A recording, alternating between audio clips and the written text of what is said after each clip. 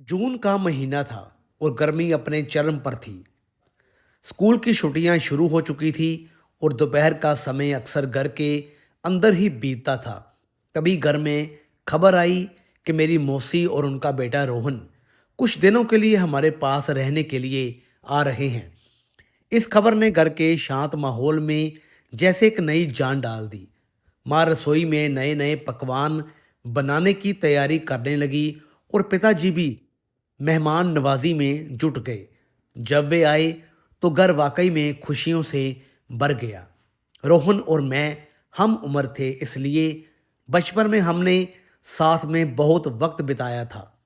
मुझे याद आने लगा कि कैसे हम घंटों आंगन में खेला करते थे, कभी लुका छिपी तो कभी पकड़म पलाई। हमारे बीच कभी कोई भी पर्दा नहीं था। हम बस दो बच्चे थे जो कि अपनी ही दुनिया में मस्त रहते थे। पुरानी यादें ताज़ा हो गई और घर का हर कोना हंसी ठहाकों से गूंजने लगा। बड़ों की बातें खत्म ही नहीं हो रही थी और घर में एक अलग ही रौनक थी। लेकिन जैसे जैसे शाम ढली और मैंने उसे ध्यान से देखा, मुझे महसूस हुआ कि समय ने हम दोनों को बदल दिया है। वह अब वो छोटा बच्चा नहीं रहा था जिसके साथ मैं बेझिझक लड़ लिया करती थी। उसका कद अब निकल आया था, आवाज में एक भारीपन था और चेहरे पर एक गंभीरता थी जो पहले कभी नहीं दिखी थी। मैं खुद को भी समझने की कोशिश कर रही थी। पहले जहां मैं उसे देखते ही दौड़कर उसके पास चली जाती थी, इस बार मेरे कदम थोड़े ठिठक गए। एक अजीब सी झिझक मेरे मन में घर कर गई। जब हमारी नज़रें मिली तो उसमें वो पुरानी शरारत नहीं थी, बल्कि कुछ और था जिसे मैं नाम नहीं दे पा रही थी। वह मुझसे बात तो कर रहा था, बचपन के किस्से भी दोहरा रहा था, पर इस बार कुछ अलग सा था। शायद ये बड़े होने का संकेत था। हमारे बीच एक अदृश्य दीवार आ गई थी, नफरत की नहीं, बल्कि लिहाज और संकोच की। मैं समझ नहीं पा रही थी कि यह बदलाव अच्छा है या बुरा। बस इतना जानती थी कि बचपन पीछे छूट गया है और हम एक नए दौर में कदम रख रहे हैं। रात काफ़ी गहरी हो चुकी थी। घड़ी की सुई 2 बजा रही थी। दिन भर की थकान और गर्मी की वजह से घर के सभी लोग गहरी नींद में सो चुके थे। पूरे घर में इतना सन्नाटा था कि अगर कोई सुई भी गिरती तो उसकी आवाज़ सुनाई देती। सिर्फ हाल में चल रहे कूलर की एक जैसी आवाज़ आ रही थी जो कि सन्नाटे को और गहरा बना रही थी। मैं अपने कमरे में बिस्तर पर लेटी थी, पर मेरी आंखों में नींद का नामो निशान नहीं था। मेरा मन बेचैन था। दिन भर उसकी नज़रों ने मुझे जिस तरह देखा था, वह सब मेरे दिमाग में घूम रहा था। मैं बस करवटें बदल रही थी। मेरे कमरे में अंधेरा था, बस खिड़की से आती स्ट्रीट लाइट की हल्की सी परछाई थी। तभी अचानक सन्नाटे को चीरते हुए मेरे तकिए के नीचे रखे मोबाइल में वाइब्रेशन हुई। वह आवाज़ उस शांत कमरे में मुझे बहुत तेज़ लगी। मेरा दिल जोर से धड़कने लगा। मैंने घबराते हुए फ़ोन को निकाला। स्क्रीन की नीली रोशनी मेरी आंखों में चुभी। नोटिफिकेशन में उसका नाम चमक रहा था। मैंने कांपते हाथों से मैसेज खोला।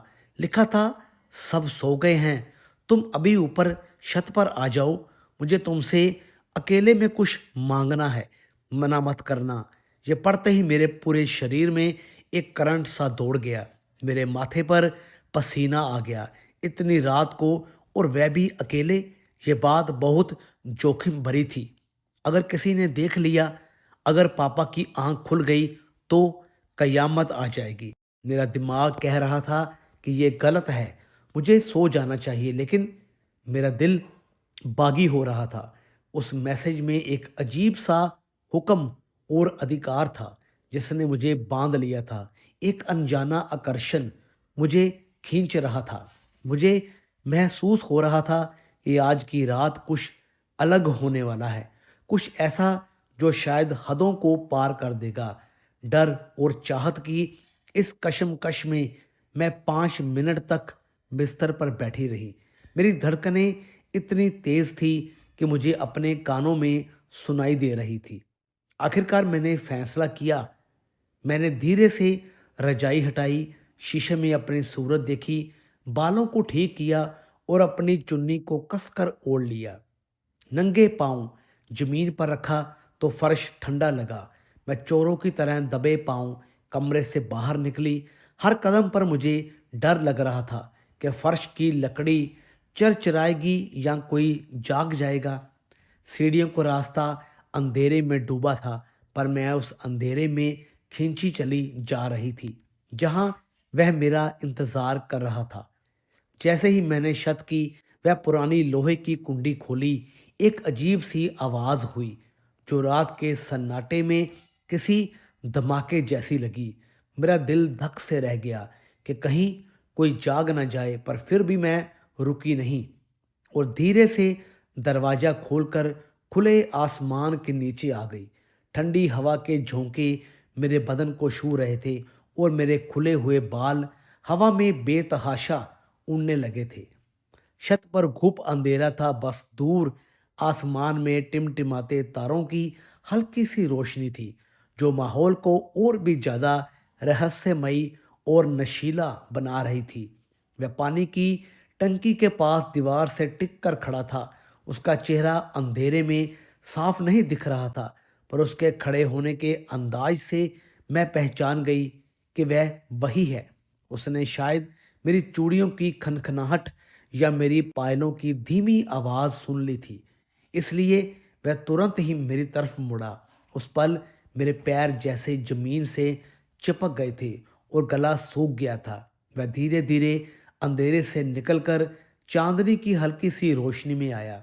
उसने सफ़ेद रंग की एक पतली बनियान पहन रखी थी जिसमें उसका कसरती बदन और मजबूत कंधे साफ चमक रहे थे। रात के उस अकेलेपन में रोहन दिन के मुकाबले बिल्कुल अलग और बहुत ज़्यादा मर्दाना लग रहा था। मुझे देखते ही उसकी आंखों में एक अजीब सी चमक आ गई।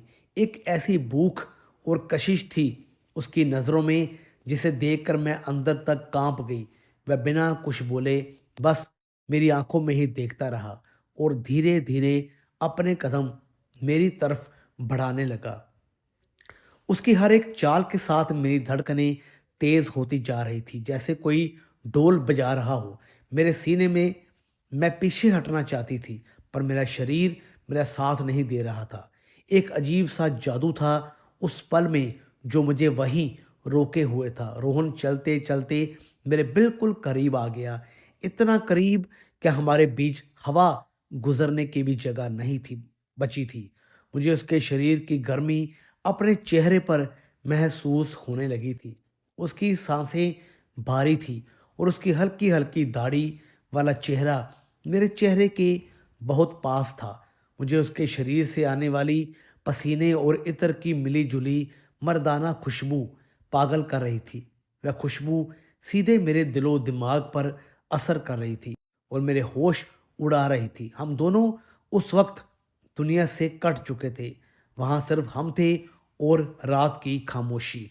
उसने अचानक अपना एक मजबूत हाथ मेरे पीछे दीवार पर रख दिया और मुझे अपने और दीवार के बीच में कैद कर लिया। मैं चारों तरफ से उसकी बाहों के घेरे में थी। मेरा सीना जोर जोर से ऊपर नीचे हो रहा था और मैं अपनी नज़रें नहीं उठा पा रही थी। उसने अपना चेहरा मेरे कान के पास झुकाया जिससे उसकी गर्म सांसें मेरी गर्दन को छूने लगी। मेरे रोंगटे खड़े हो गए और बदन में एक सिहरन दौड़ गई। उसने बहुत ही भारी और नशीली आवाज़ में मेरे कान में फुसफुसाते हुए कहा कि घर वाले हमारी शादी की बात पक्की कर रहे हैं और वह नहीं चाहता कि हम एक दूसरे से अनजान रहें। उसकी आवाज़ में एक ऐसा अधिकार था जिसने मुझे पूरी तरह से पिघला दिया था। उस सुनसान छत पर उस आधी रात को उसके इतने करीब होना और उसकी आंखों में वह तलब देखना मुझे डरा भी रहा था और मेरे अंदर एक अनजानी प्यास भी जगा रहा था। उसकी शादी वाली बात सुनकर मेरा दिमाग पूरी तरह से सुन्न हो गया था और मुझे समझ नहीं आ रहा था कि मैं क्या जवाब दूं। पर मेरे अंदर एक अजीब सी हलचल मच गई थी जो मुझे कमज़ोर कर रही थी। उसने मेरी खामोशी का फ़ायदा उठाते हुए अपना एक हाथ धीरे से मेरे गाल पर रखा। उसकी हथेलियां बहुत गर्म और सख्त थी और जैसे ही उसने मेरी त्वचा को छुआ, मेरे पूरे बदन में बिजली की एक तेज लहर दौड़ गई। मैं चाहकर भी अपनी पलकें नहीं झपका पा रही थी। बस उसकी गहरी काली आंखों में डूबती ही जा रही थी, जो मुझे अपने वश में कर रही थी। उसने अपने अंगूठे से मेरे होठों को हल्के से सहलाया और मेरा पूरा शरीर कांप उठा। वह स्पर्श इतना नशीला था कि मेरे पैरों की जान निकल गई और मैं पूरी तरह से उस पर निर्भर हो गई। उसने फिर से अपना चेहरा मेरे करीब लाकर बहुत ही प्यार और अधिकार से कहा कि देखो, जब कुछ दिनों के बाद हम दोनों को एक होना ही है और ये तय है कि तुम सिर्फ मेरी हो, तो हम इन रस्मों का इंतज़ार क्यों करें? क्यों ना हम आज ही उन दूरियों को मिटा दें और एक दूसरे को उस तरह जानें जैसे शादी के बाद जाना जाता है। उसकी ये बातें सुनकर मैं शर्म से पानी पानी हो गई। मेरा चेहरा तप रहा था और धड़कनें बेकाबू हो रही थी। पर उसकी बातों में एक ऐसा जादू था कि मुझे सब कुछ सही लगने लगा था। मुझे लगा कि जब मेरा भविष्य यही है तो आज ही क्यों नहीं। मैं अभी अपनी उलझनों में फंसी ही थी कि उसने मुझे कमर से पकड़कर अपनी तरफ और जोर से खींच लिया और मुझे महसूस हुआ कि अब वह रुकने वाला नहीं है। उसने मुझे बाहों का सहारा देते हुए छत के कोने में पड़ी उस पुरानी चारपाई की तरफ मोड़ा जिस पर गर्मियों में हम अक्सर सोया करते थे। पर आज उस बिस्तर का मतलब बदल गया था। मेरे पैर लड़खड़ा रहे थे, पर वह मुझे संभालते हुए वहां तक ले गया। उसने बड़े ही नाजुक तरीके से पर पूरी ताकत के साथ मुझे उस बिस्तर पर लिटा दिया और पलक झपकते ही वह खुद मेरे ऊपर झुक गया। अब मैं उस खुले आसमान के नीचे बिस्तर पर लेटी थी और वह मेरे ऊपर छाया हुआ था। उसकी परछाई ने मुझे पूरी तरह से ढक लिया था और उस पल मुझे एहसास हुआ कि मेरा बचपन अब ख़त्म हो चुका है और मैं एक औरत होने के एहसास से रूबरू हो रही हूँ। उस खुले आसमान के नीचे जब मैं उस पुरानी और थोड़ी चुभने वाली चारपाई पर लेटी थी, तो मुझे लगा जैसे कि पूरी दुनिया मेरी आंखों के सामने गोल गोल घूम रही है और ऊपर टिमटिमाते हुए हजारों तारे हमारी इस चोरी और इस हसीन गुनाह के गवाह बन रहे हैं। मेरे ऊपर उसका भारी और कसता हुआ साया था जिसने मुझे दुनिया की हर नज़र से और हर रोशनी से पूरी तरह से छिपा लिया था। और उस वक्त मुझे उसकी गहरी काली आंखों में एक ऐसा पागलपन और जुनून दिखाई दिया जिसने मेरे अंदर के बचे खुशे डर और शर्म को भी एक ही पल में ख़त्म कर दिया।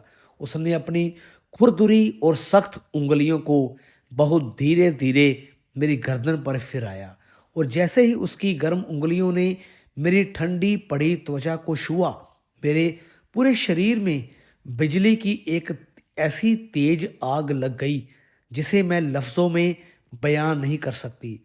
वो स्पर्श इतना नर्म था, पर उसका असर इतना गहरा था कि मैं तड़प उठी और मेरी आंखें अपने आप बंद हो गई और मेरे होठों से एक हल्की सी आह निकल गई।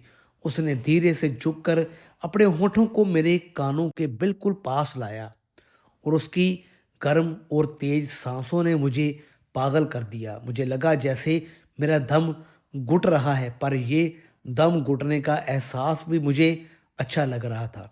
उसने बहुत प्यार से मेरे चेहरे पर आए हुए बालों को अपनी उंगलियों से पीछे किया और फिर उसने मेरे माथे पर एक बहुत गहरा और लंबा प्यार दिया।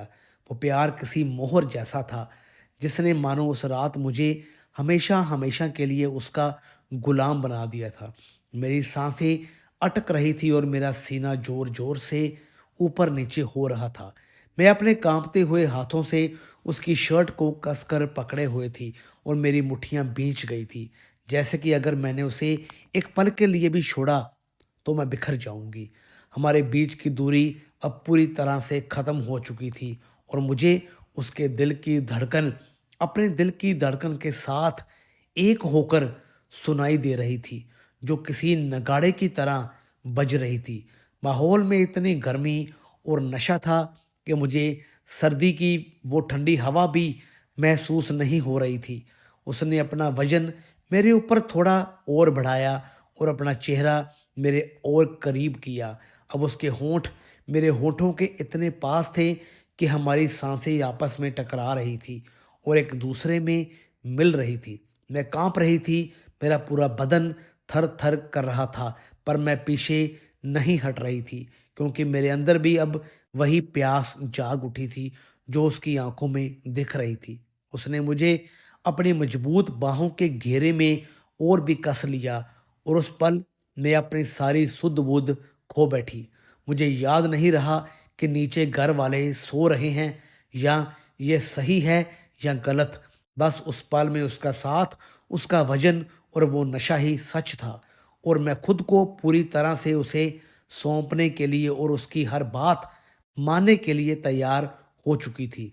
उसकी आंखों में देखते हुए मैंने अपनी रजामंदी दे दी और फिर उस रात के सन्नाटे में हमारी सांसों की आवाज़ें गूंजने लगी। उस घनी अंधेरी रात में जब हम दोनों उस पुरानी चारपाई पर एक दूसरे में पूरी तरह से खो चुके थे, तब मुझे पहली बार एहसास हुआ कि प्यार और चाहत की असल गहराई क्या होती है। उसने मेरे हाथों की उंगलियों को अपनी उंगलियों में फंसा लिया था और उसकी पकड़ इतनी मजबूत थी कि मैं चाहकर भी खुद को छुड़ा नहीं सकती थी। पर सच तो ये था कि उस पल मैं खुद को छुड़ाना चाहती थी नहीं थी, क्योंकि उसकी बाहों में मुझे एक अजीब सा सुकून और सुरक्षा महसूस हो रही थी, जो मैंने आज से पहले कभी भी महसूस नहीं की थी। उसने मुझे बहुत ही शिद्दत के साथ अपने सीने से लगा लिया और हमारे दिल की धड़कनें एक ही रफ्तार में चलने लगी। उसकी गर्म सांसें मेरे गालों को जला रही थी और जब उसने अपना गाल मेरे गाल से रगड़ा तो उसकी हल्की दाढ़ी की चुभन ने मेरे पूरे बदन में एक मीठा सा दर्द और सहरन पैदा कर दी, जो मुझे और भी ज़्यादा बेकाबू कर रही थी। वहाँ छत पर चारों तरफ सन्नाटा था, पर मेरे अंदर एक शोर मचा हुआ था। मुझे डर भी लग रहा था कि हम जो कर रहे हैं वह सही है या नहीं, पर उसका प्यार और उसका पागलपन मेरे हर डर पर भारी पड़ रहा था। उसने मेरी आंखों में देखते हुए बिना कुछ बोले ही बहुत कुछ कह दिया था और फिर जब उसने अपने होठों से मेरे माथे और मेरी आंखों को प्यार किया तो मुझे लगा जैसे वह मेरी रूह को छू रहा है। वह पल इतना भारी और नशीला था कि मुझे दुनिया की कोई सुध नहीं रही। मुझे बस इतना पता था कि ये आदमी जो मेरे ऊपर है अब मेरा सब कुछ बन चुका है और मैं पूरी तरह से उसकी हो चुकी हूँ। उसने मेरे कानों में धीरे से कहा कि अब से तुम सिर्फ मेरी हो और इस बात ने मेरे अंदर एक अजीब सा अधिकार और अपनापन भर दिया। रात जैसे जैसे गहरी होती जा रही थी, हमारी नज़दीकियाँ और भी बढ़ती जा रही थी। वक्त जैसे थम सा गया था और हम दोनों बस एक दूसरे की गर्मी और खुशबू में डूबे हुए थे। उस खुले आसमान के नीचे तारों की छाँव में हमने अपने प्यार की वो हदें पार कर ली जो समाज ने बनाई थी। पर वहाँ उस पल में सिर्फ हम दोनों का सच था और बाकी सब झूठ लग रहा था। वह रात मुझे जिंदगी भर के लिए बदल रही थी, क्योंकि इस रात मैंने अपने बचपन को पीछे छोड़कर एक औरत होने का मतलब समझा था और अपने अंदर की उन भावनाओं को महसूस किया था जो अब तक सोई हुई थी। जब तक सुबह की पहली किरण नहीं आई, हम उसी तरह एक दूसरे में सिमटे रहे और उस रात ने हमारे रिश्ते पर एक ऐसी पक्की मोहर लगा दी जिसे अब दुनिया की कोई भी ताकत मिटा नहीं सकती थी। रात धीरे धीरे ढल रही थी और आसमान का रंग काले से हल्का नीला होने लगा था। ठंडी हवाओं ने अब एक नया रुख ले लिया था और दूर कहीं से किसी पक्षी के बोलने की हल्की सी आवाज़ आने लगी थी, जो इशारा कर रही थी कि दुनिया अब जागने वाली है। हम दोनों अभी भी उसी छत पर एक दूसरे के पास थे, पर अब हमारे बीच एक खामोशी थी, जो रात के जोश के बाद आने वाले सुकून की थी। मुझे पता था कि अब मुझे नीचे जाना होगा, क्योंकि अगर घर में किसी की भी आँख खुल गई और मुझे अपने बिस्तर पर नहीं पाया, तो बहुत बड़ी मुसीबत खड़ी हो जाएगी। पर मेरा मन उस बिस्तर से उठने का बिल्कुल भी नहीं कर रहा था, क्योंकि उसकी बाहों में जो गर्माहट और सुकून मुझे मिल रहा था, उसे छोड़कर जाना मेरे लिए बहुत मुश्किल हो रहा था। उसने मुझे कसकर पकड़ा हुआ था, जैसे वह भी नहीं चाहता था कि ये रात कभी ख़त्म हो। मैंने बहुत भारी मन से उसे धीरे से खुद से अलग किया और उठने की कोशिश की। मेरा पूरा शरीर उस वक्त टूट रहा था और पैरों में इतनी कमजोरी थी कि लग रहा था कि मैं खड़ी भी नहीं हो पाऊंगी। उसने मेरा हाथ पकड़कर मुझे रोका और मेरी आंखों में देखते हुए बिना कुछ कहे एक हल्की सी मुस्कान दी। उस मुस्कान में एक वादा था कि अब से हम हमेशा साथ हैं। मैंने अपनी बिखरी हुई हालत को थोड़ा ठीक किया, अपने बालों को संवारा और अपनी चुन्नी को सही तरीके से ओढ़ा, ताकि नीचे जाते वक्त किसी को शक न हो। मेरा दिल अभी भी जोर जोर से धड़क रहा था, क्योंकि अब असली चुनौती थी वापस अपने कमरे तक बिना किसी आवाज़ के पहुंचना। मैं बिल्ली की तरह दबे पांव सीढ़ियों की तरफ बढ़ी। हर एक सीढ़ी उतरते वक्त मेरी सांसें अटकी हुई थी। घर के अंदर अब भी सन्नाटा था, पर हाल में लगी घड़ी की टिक टिक मुझे किसी बम की तरह सुनाई दे रही थी। मुझे डर था कि कहीं फर्श की लकड़ी चरचरा ना जाए या कहीं कोई दरवाज़ा खुलने की आवाज़ ना हो जाए। मैं एक एक कदम फूंक फूंक कर रख रही थी और मन ही मन भगवान से प्रार्थना कर रही थी कि बस मैं अपने कमरे तक ठीक ठाक पहुंच जाऊं। जब मैं अपने कमरे के दरवाजे पर पहुंची और उसे धीरे से खोलकर अंदर दाखिल हुई, तो मैंने राहत की एक बहुत लंबी सांस ली, जैसे मेरी जान में जान आई हो। मैं तुरंत अपने बिस्तर पर जाकर रजाई में घुस गई और सोने का नाटक करने लगी। पर नींद तो मेरी आंखों से कोसों दूर जा चुकी थी। मेरा शरीर बिस्तर पर था, पर मेरा मन और मेरी रूह अभी भी ऊपर छत पर उसी के पास थी। मैं तकिए में अपना मुंह छिपाकर खुद ही मुस्कुरा रही थी, क्योंकि आज रात जो कुछ भी हुआ था उसने मुझे पूरी तरह से बदल दिया था। मैं अब वो पहले वाली लड़की नहीं थी, बल्कि मुझे अपने अंदर एक औरत होने का पूरा एहसास हो रहा था। थोड़ी देर के बाद जब घर में हलचल शुरू हुई और मम्मी की आवाज़ आई, तो मैं ऐसे उठी जैसे कुछ हुआ ही ना हो। पर जब मैं शीशे के सामने खड़ी हुई, तो मुझे अपना चेहरा बदला हुआ सा लगा।